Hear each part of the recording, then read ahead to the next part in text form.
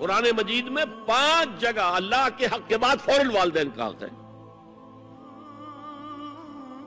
وَقَضَىٰ رَبُّكَ أَلَّا تَعْبُدُوا إِلَّا إِيَّاهُ وَبِالْوَالِدَيْنِ إِحْسَانًا. تیرے رب نے فیصلہ کر دیا ہے کہ اس کے سوا کسی کی بندگی نہیں کرو گے اور والدین کے ساتھ نیک سلوک کرو گے. اللہ کے حکم کے بعد، اللہ کے حق کے بعد والدین کا حق ہے.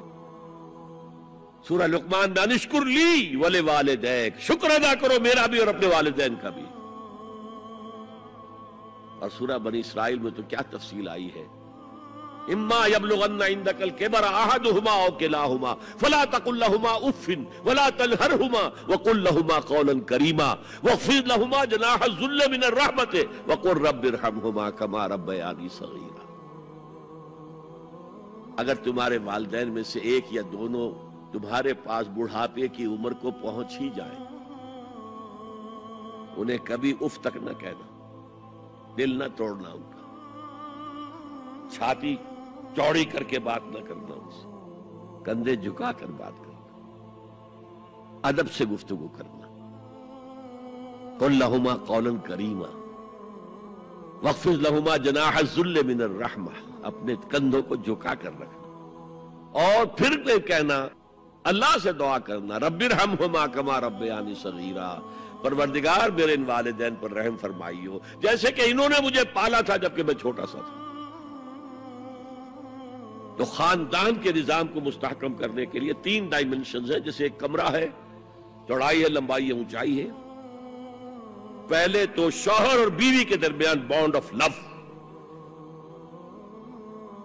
اب یہ شوہر اور بیوی پیرنٹس بن گئے ہیں، والدین بن گئے، اولاد آ گئی. سیکنڈ ڈائمنشن ایڈ ہو گئی، ادب، عزت.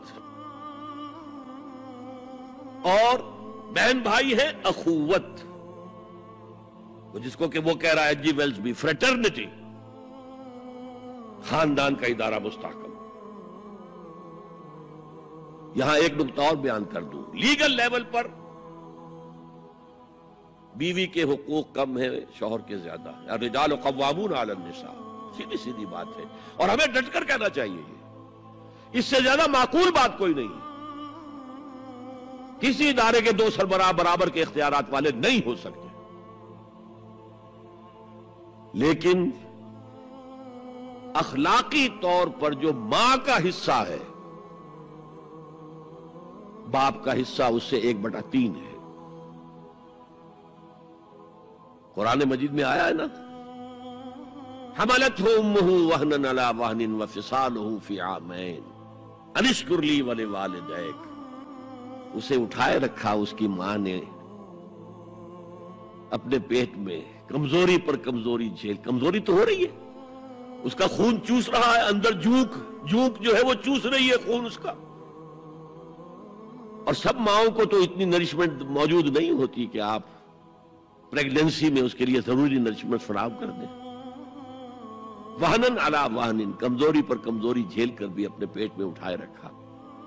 وفصالہ فی عامین، اور پھر دودھ چھڑانا ہوا 2 سالوں میں. وہ جھونک جو ہے وہ پھر اس کی چھاتیوں سے چمٹ گئی. لہذا اس کا حق 3 گنا زیادہ ہے باپ سے. ایک صحابی حضور سے پوچھتے ہیں، حضور میرے حسن سلوک کا اولین مستحق کون ہے؟ فرمایا تمہاری والدہ. پھر پوچھا ان کے بعد کون؟ پھر کہا تمہاری والدہ. پھر پوچھا ان کے بعد کون؟ پھر کہا تمہاری والدہ. پھر پوچھا ان کے بعد کون؟ تو کہا تمہارے والد. 3 درجے. اور یہ جو فرمایا الجنت تحت اقدام الامہات، جنت تو ماؤں کے قدموں تلے ہے، یہ باپ کے بارے میں تو نہیں فرمایا. یہ ہے ایکویشن، بیلنس.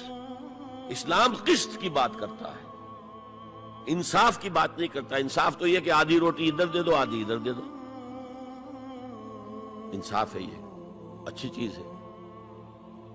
یہ قسط یہ ہے کہ بوجھ اٹھانا ہے تو جو زیادہ قوی ہے اس کو زیادہ بوجھ دو اٹھائے، اور جو کمزور ہے اسے کم بوجھ دو.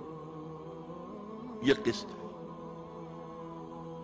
تو اسلام نے عورتوں پر ذمہ داریاں کم رکھی، ان کے اختیارات کم رکھے، لیکن اولاد پر حق ماں کا 3 درجے فائدہ.